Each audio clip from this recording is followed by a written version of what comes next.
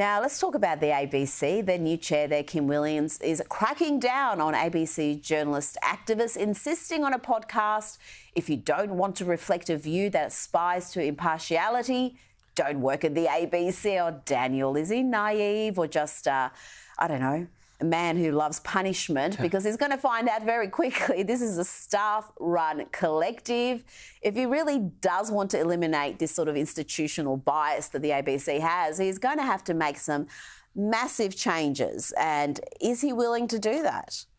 He might be willing to do it, but it's not going to happen. It is a staff-run collective. You hit the nail on the head. We've seen, whether it's the managing director or the chairman, they have almost no influence as to what happens on the ground at the ABC with their editorial positions and their commentary. No one's saying that journalists can't have an opinion, but what we're saying is it's a public broadcaster funded by taxpayers. Therefore, you have to make at least a reasonable effort to showcase the diverse views of the Australian community. At least have both sides of the story on major issues. They don't do that. The only way you can fix the ABC is either through changing its funding or changing the regulations which are attached to that funding.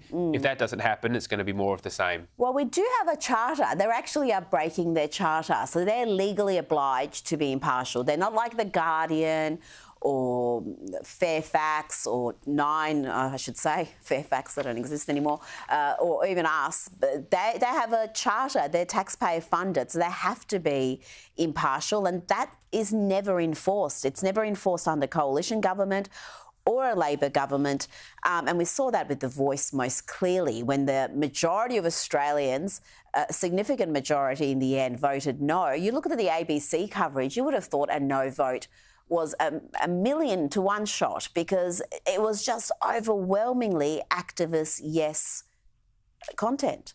It was, and it just reflects the inner city bias of the ABC. They don't understand the views of ordinary Australians, and they actually look down upon them in many ways. They look down on the lived experience and the life of ordinary people.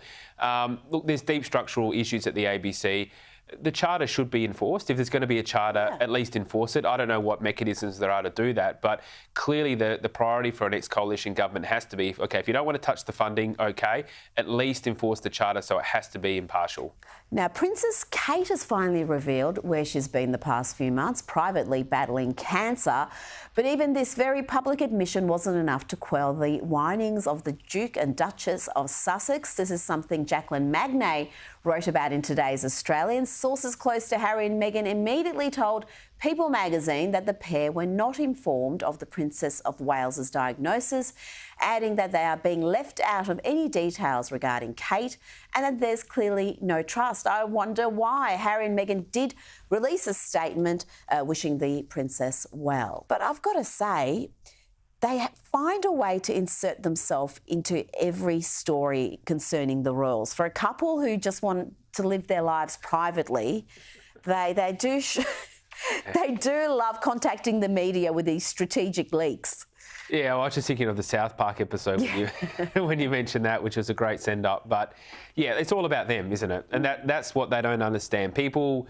That's the main thing that people have a problem with Harry and Meghan, is it's all about them.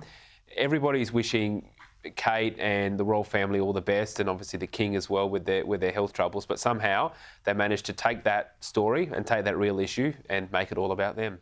And finally, Rebecca Judd has taken to Instagram to slam the Victorian government's lack of response to growing crime in her suburb of Brighton. The model and businesswoman said, "Pretty sure someone warned the government about this back in 2022 and was rubbished. They didn't care then and they don't care now. This is a Victoria-wide issue, not just Bayside." And Daniel, she is 100% right. Dan Andrews tried to bully her with old stats. So did parts of the media, to their great shame. But the latest data shows she was 100% on the money about this surge in crime. And, yeah, I think Dan should come out of retirement just for an apology here, just for a quick apology. I think so. I won't be holding my breath on that at all. But she's right. There is a crime problem in Victoria. Oh, yeah. And like you and I have talked about before, the issue is we're locking up the wrong people. There's over a third of those in jail are there for low-risk, non-violent offences. Now, they'd be much better out of jail and in work and making a contribution. At the same time, we've got dangerous, violent criminals on the streets. The cops aren't doing their job because they go to these transgender climate protests and not actually dealing with real crime. Yeah. So this is just another example. We need wholesale reform of our criminal justice system. Daniel Wild, thanks for your time.